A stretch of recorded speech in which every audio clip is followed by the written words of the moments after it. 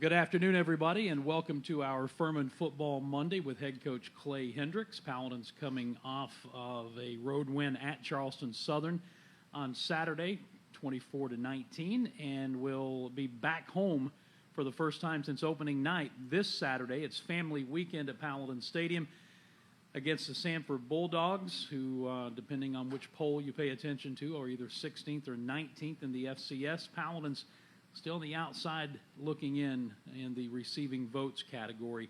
Now 3-1 on the season, and from this point forward, it is Southern Conference play all the way for Coach Clay Hendricks' team. Coach is here along with players Jalen Miller and Wyatt Hughes. We will ask Coach Hendricks to make an opening statement, and then I'll give Scott Keeler the privilege of asking the first question today. Coach? Hey, well, thank you guys for being here again. Certainly happy to get a win. Happy to be 3-1. Certainly really proud of our team, how they persevered and hung in there. And sometimes we're our own worst enemy. I think you got to give Charleston Southern a lot of credit, but at the same time, our guys found a way to get a win, and had to do that for a couple of weeks now. And I think Saturday, hopefully Saturday, we'll see what the weather does, but hopefully Saturday will have been 30 days since we played a football game in Paladins Stadium, so I'm not sure I've been a part of that in a football season. But so we're excited to be back home, and again, excited to be 1-0 in the conference, playing a really good Sanford team that's coming in here that's playing well. Had a big conference win Saturday.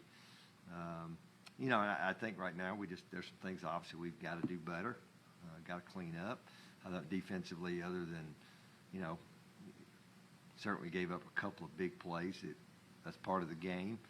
I think those are easily things that we can fix, but overall we're doing some really good things there, creating turnovers,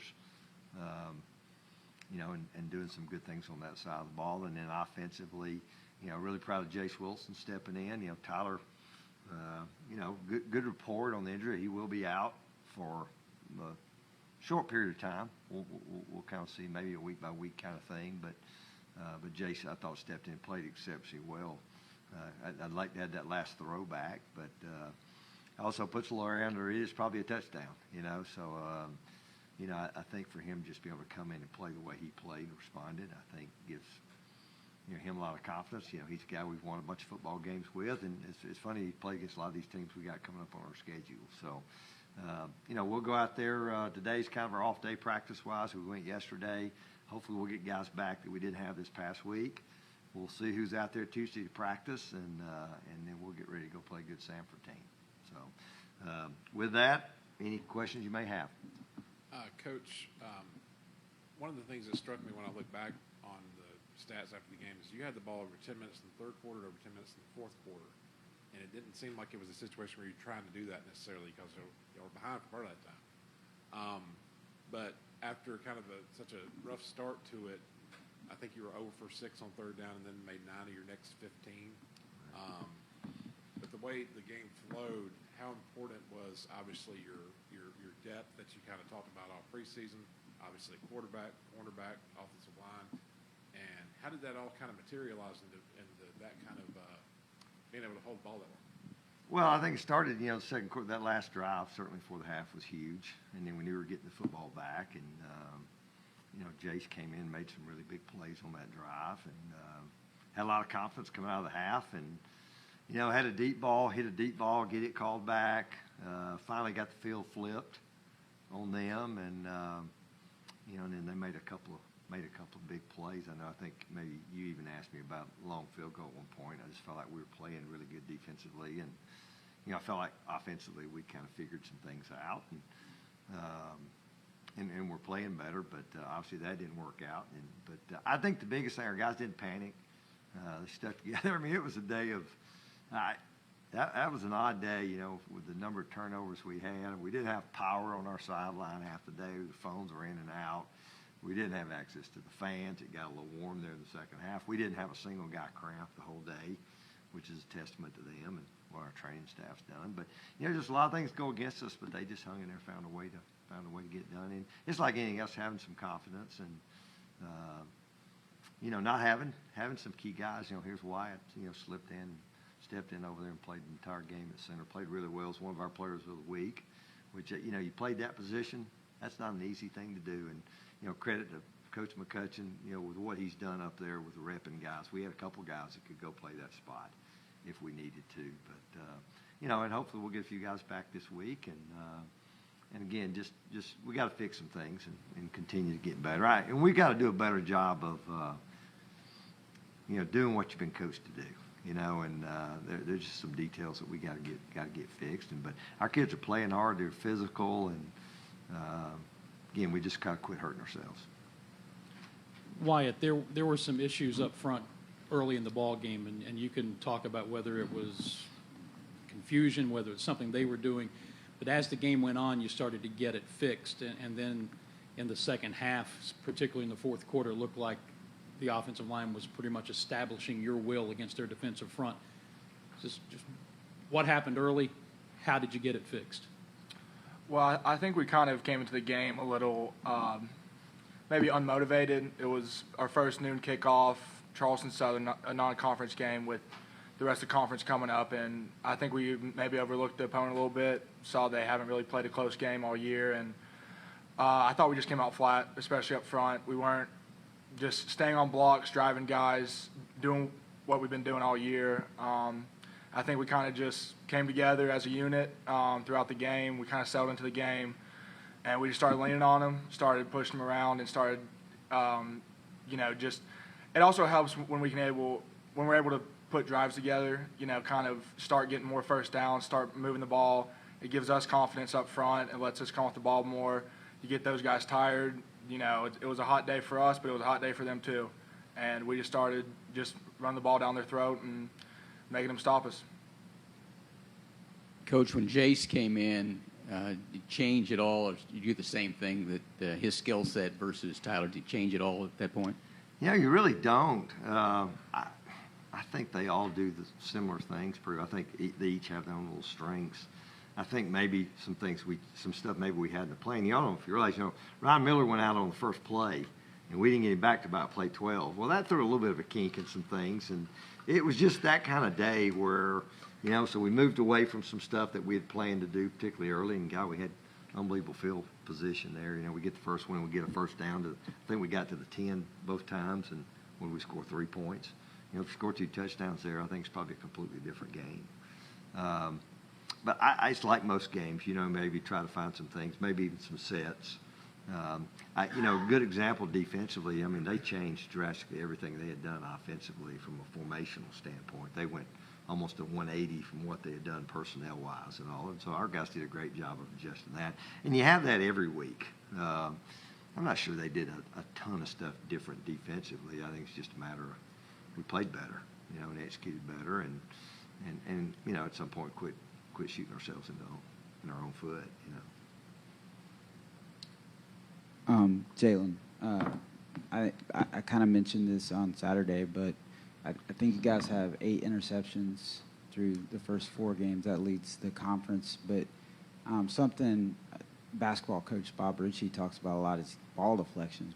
You guys are getting the activity of the defensive line, and you guys are getting a lot of hands on passes and stuff like that and deflecting the ball. I don't know how many of those would come off deflections, but just talk about the activity of the secondary and really the defense as a whole to get in those passing lanes. So I know the big guys up front don't always get all the praise that they deserve, but we talked about it all week, just making that quarterback uncomfortable. And I know the D linemen can get frustrated when they're not necessarily getting 4 or 5 sacks a game and all that, but their presence is definitely felt in the back end. We're getting turnovers at a very high rate, and that's because they're pushing the quarterback off the spot, making him get rid of the ball before he's really ready to. And it's just been a testament to our back end that we're, making good off those opportunities, whether that's tip balls, somebody catching it, or even after a quick catch and pass, getting the ball out, whatever the case may be. And that's just what our coaches have coached us to do, and that's kind of our identity is just, get that ball out because we want to give it back to our offense and give them opportunity to put more points on the board. A lot of what happened that game for both sides was unexpected. Tyler going down, moving people around the line. But one thing, it seemed like to me that when Charleston Southern put Isaiah Bess in at quarterback. He made his share of mistakes, but it increased the speed of their whole offense. It was quite a different thing. Was that difficult? Was that an adjustment that had to be made? Somewhat, just because it's a different body. Obviously, he's gotten some reps this season, but I haven't seen a whole lot of them. We knew he had a really big arm, and he showed that pretty early when he got in with that.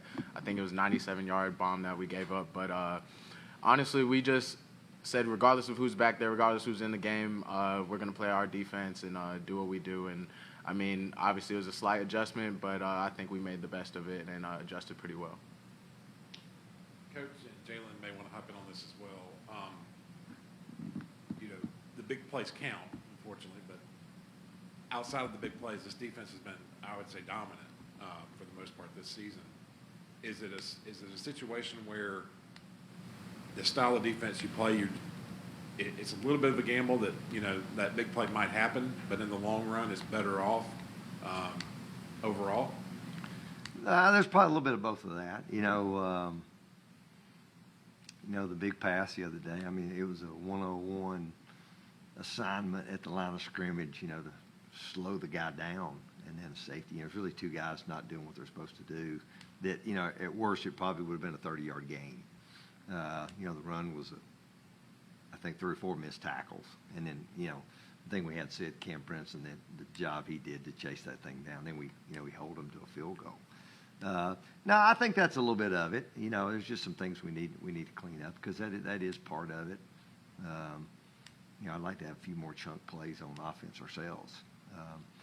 And I think we are going back to your question about disrupting guys. I mean, the first pick was clearly, Jack Barton calls that. He clearly hit the guy's arm and the ball sailed and Micah picked it off. I really think Tyler's pick on their sideline on the deep ball that was underthrown was I think that was a pass rush was created because we turned the guy loose and he got in his face, and I'm playing quarterback. I guarantee it would have affected my throw. So I mean, that's what we're trying to do is disrupt it. And right now, a lot of things in college football is you don't get a lot of guys that stand back there. And when the other kid came in, it was clearly a little different now because we weren't real concerned about the other guy running. And then certainly when Bess came in, that was something you had to take into account. And I know Dwayne took that into account with some of the calls he was making too. But I thought, by and large, we handled it pretty good. But, a little bit of it's going to happen. It's just line up, play the next play. You certainly try to limit those. And then we've had 3 of them now. And you say catastrophic plays. One of them ended up being a field goal because of the effort of Cam. But those are things we got to continue to get better at. Coach, what do you see in Samford? They got some new personnel, new defensive coordinator. What are your thoughts? Yeah, you know what? I think offensively, pretty similar. Coach Hatcher's done a phenomenal job in that offense with them for years and years. Maybe a little different. They probably aren't scoring as many points, but, I mean, I think clearly the difference you see is on the defensive side of the ball. A lot of the same players, but now they've had a major influx of transfers. I mean, I think I saw they were top 7 or 8 in the country, the number of transfers. They take a lot of them are playing for them, particularly on the defensive side of the ball. I think the entire secondary maybe were transfers. But I think the thing that stands out to me, and just watching them as much as I have the last 2 days, is just how hard they're playing defensively, being really opportunistic. The game with Western, I'm sure Western doesn't feel great today either. Man, the number of opportunities they had, and they could not get it in. They just had it down there. I think maybe, was it 3 times inside the 5, and never scored a touchdown. Had 32 first downs and didn't score a touchdown. So that's telling me somebody's making stops and it's finding ways to get off the field. So the name of the game is score points and keep them from scoring points, and they're doing a great job of that. I'm sure they got a lot of confidence. Got a big win against Kennesaw early, and then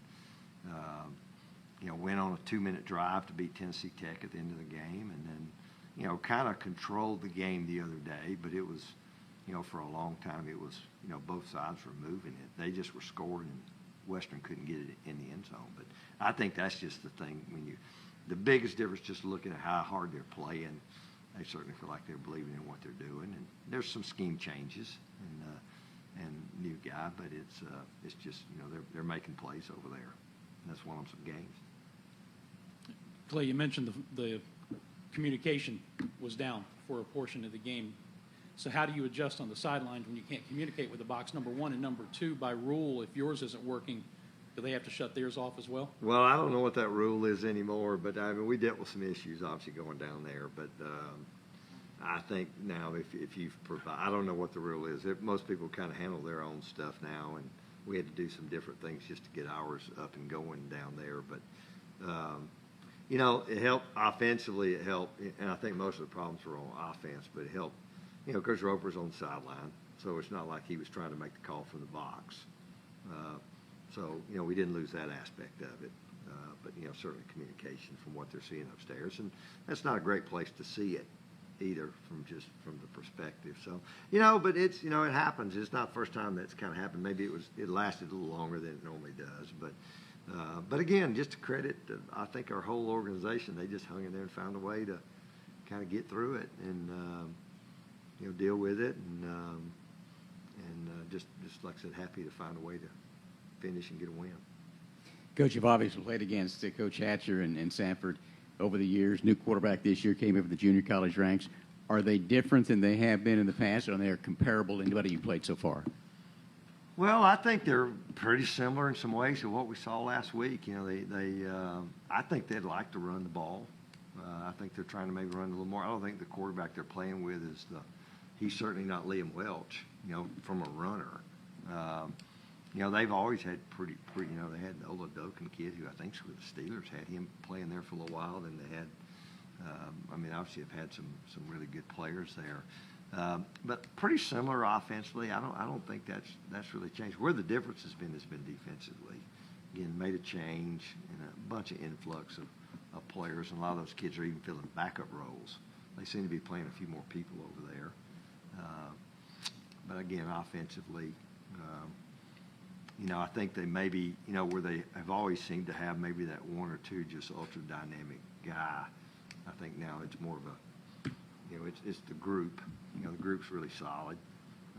I don't know who they would say is their marquee guy, so I think they got a really good group of receivers, and they're running it well enough.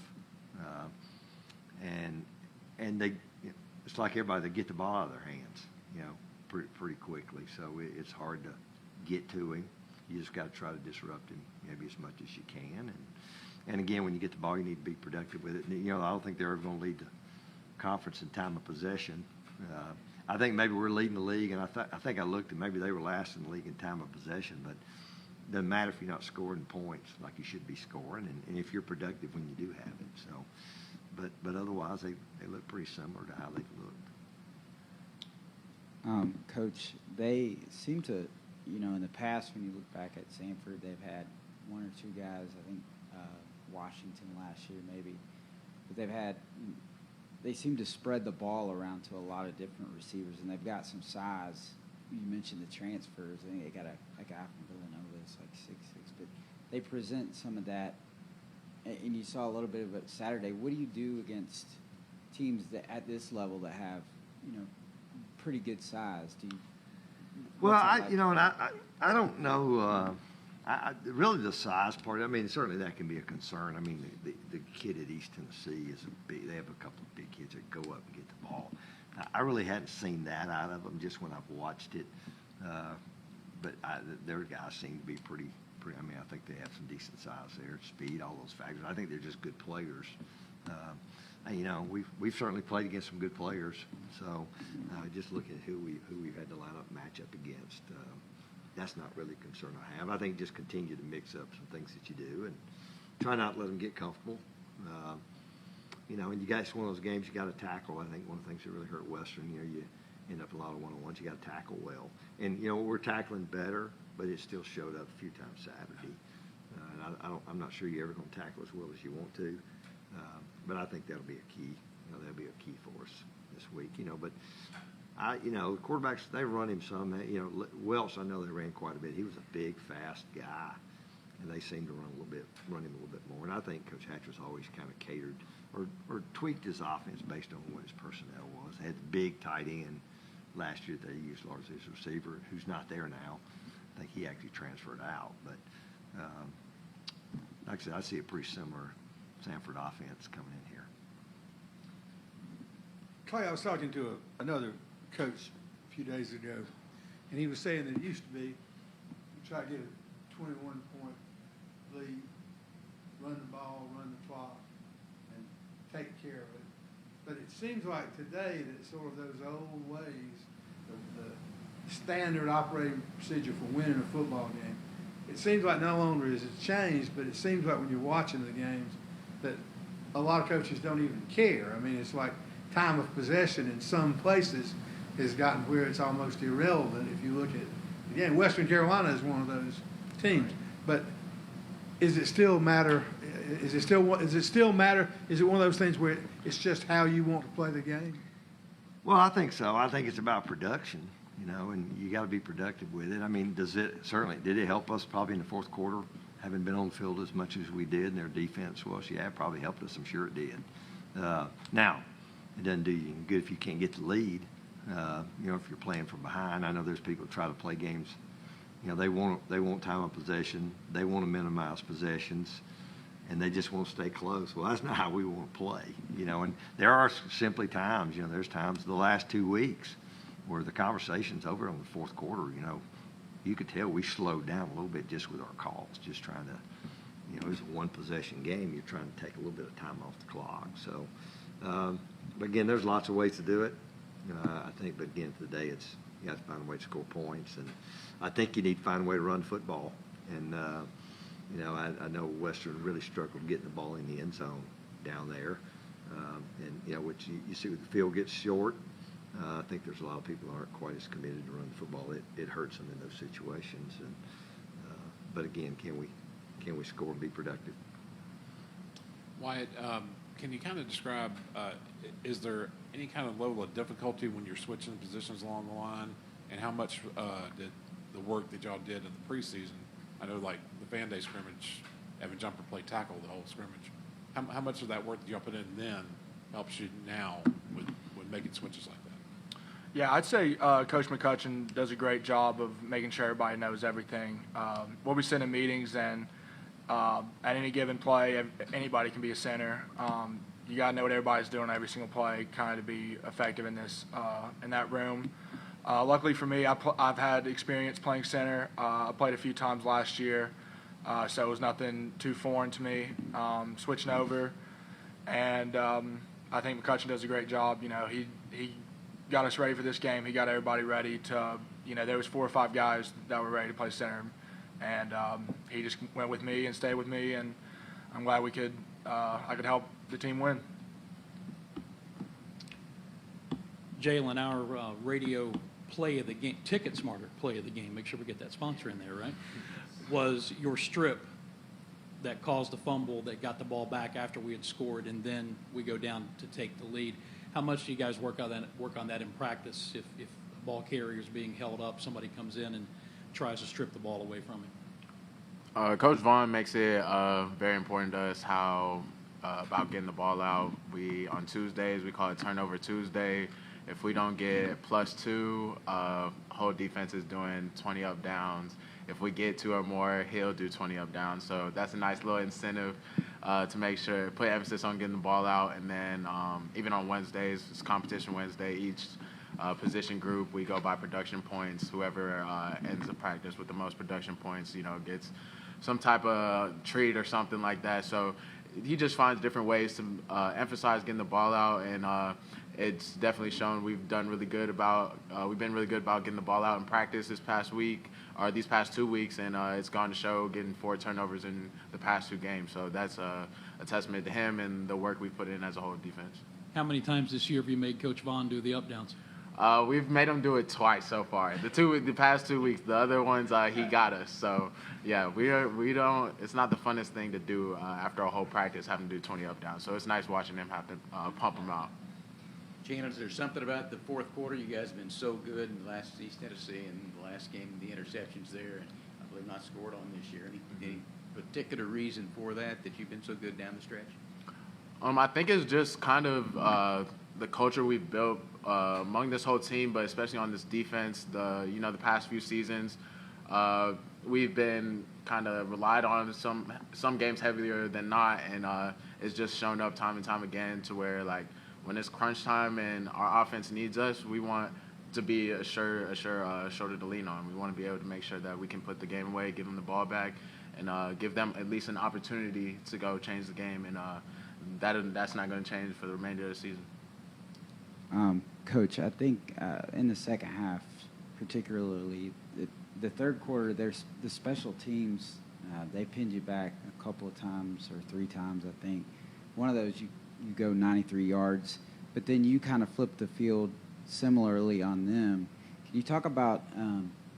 I thought Ryan had a pretty good day punting the ball. Could you talk about the significance of that and also the blocked field goal?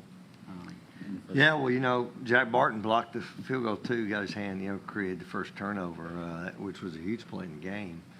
The field. I mean, the punt stuff. A little frustrating. I think the first punt, he punted 77 yards. And unless the ball goes over our head, we should catch the football. And I think that ball hit on the 23-yard line. That just can't happen. And you get the ball and you won. Then we get a false start on a no play call. And so it's just that 2 plays that should have never really happened. And to be honest with you, even safety was a mental bust. But certainly those are huge. But it's stuff we practice all the time, and we do it both against our defense, and our guys will tell you too. I know just going against us, we've taken some shots against them. Being backed up. Golly, I literally just watched it. Western got stopped on the first play. Sanford threw it out about a 35, 40-yard completion. They're going to take a shot. Even if they get a penalty, what's the big deal? Now, I thought we should have had a safety because their guy tackled our outside backer on the first play, when he was back there, which would have been a safety, with the quarterback in the end zone. But those certainly are huge plays, flipping the field, which is something we did. We didn't handle it very good. We finally, I guess we had the 3 times inside the 10, and one we finally just told he caught it on maybe the 8 or the 7, which we didn't want to take a chance to get it on the 1 or the 2 again. And then Ryan punted the ball well, got a really dumb penalty, after another. A lot of stuff was going on kick teams that I wasn't very happy about from the other side, and but he just steps in and does something really dumb, and it's the same old thing. They get the last guy, but that we just gotten to repunt a kick. And then he made a pretty good kick, and then we gave it all back to him because of the penalty. So, those are just things just can't happen. We got to catch punts. But he is punting the ball well. We're kicking the ball really well. We're doing some good things. We got to short some things special teams-wise, but that's certainly a big part of the game. Wyatt, there's probably not 2 more different areas of football than the people across from each other on the line of scrimmage, because a defensive lineman can be extremely emotional. An offensive lineman has to keep his wits about him. Now, a guy who's just moved over to center, I'm sure there's a uniform motion that you do when you snap the ball. But you do see bad snaps in football have a big thing. How do you handle that? I mean, I'm sure it has to be second nature, but I mean, moving over there and doing that, do you especially have to make sure you're keeping your mind on what you got to do? It's difficult as a center because it's all well and good until it isn't, until that first bad snap, and then that's when you start thinking about it. So I always just like to put in the back of my mind and focus on the blocking aspect, and if it's a bad snap, we'll worry about it when we get to the sideline and figure it out. But luckily I didn't have any too bad snaps on Saturday, but I can. It's definitely tough for a center when it's in the back of his mind where he's thinking, well, I got to make the mic call, I got to snap the ball, and then I got to block somebody. Whereas, you get up there and you're playing free, you're like, okay, let's make the call, let's go run the play, let's go whip this dude's butt, and let's go do it again. Coach, at the beginning we were talking about Sanford on Saturday. You used the word hopefully, and that obviously is because of the hurricane that has formed, and the weather forecast is tracking this way. And I'm looking at it right now, and there's a ton of rain scheduled for Friday and Saturday. Do you prepare as if you're going to play on Saturday, and at the same time, are you looking at potential other options? Is that a conference call? What happens? That's with somebody that? else's responsibility. You just know? prepare, right? You know, Jason stopped by mall. He had a meeting day, stopped by there, and he brought it up, you know, and the only thing I said, let's just don't overreact. You know, I thought we overreacted Colgate a couple of years ago, you know, when we made that decision. I'm not sure they wanted to come down here anyways, but that being said, it really cost us, and looking at the other options, we tried to find a game. You know, I don't know. You know, like I said, health safety is number one. It's always going to be that way, and that's above my pay grade. So I'll let them make that decision. We're just going to play and have a great week of practice. It's supposed to be cooler this week. These guys will appreciate it after being really hot last week, and I'm sure the bunch over in Birmingham want to play just as much as we do. So I think we'll figure it out. So. Any other questions for Coach or the players? Well, we want to thank Coach Clay Hendricks, Jalen Miller, Wyatt Hughes for joining us on this Furman Football with Clay Hendricks today. I'll remind you that it is family weekend here at Paladins Stadium, and there are tickets available. FurmanPaladins.com is where you can get those. From a radio broadcast standpoint, we will hit the air with the Pepsi Countdown to Kickoff at 12:30 p.m. on the Fan Upstate, 97.7 FM in Greenville, 97.1 FM in Spartanburg, and at Odyssey.com and on the Odyssey app, you can search the Fan Upstate. The broadcast also available on ESPN Plus here at Furman as well. And this will take care of another edition of Furman Football Monday with Clay Hendricks. I'm Dan Scott, thanking you for joining us. This has been a Jeff Schetzel and Hunter Reed production.